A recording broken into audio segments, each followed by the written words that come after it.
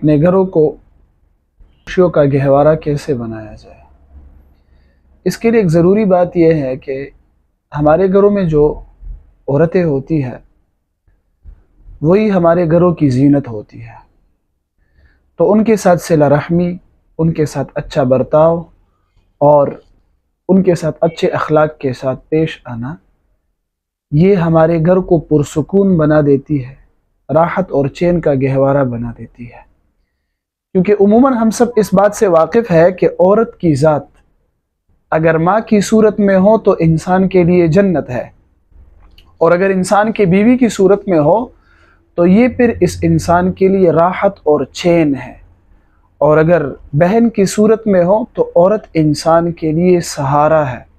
اور اگر بیٹی کی صورت میں ہو تو یہ بیٹی انسان کے لیے اللہ کی رحمت اور نعمت ہے۔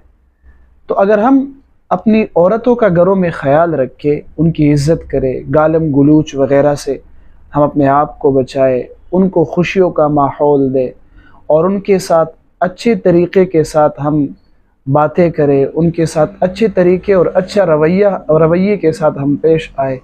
ہمارے اخلاق کریمانہ ہو، ہماری زبان میں نرمی ہو، شفقت ہو، تو یہ ہمارا گھر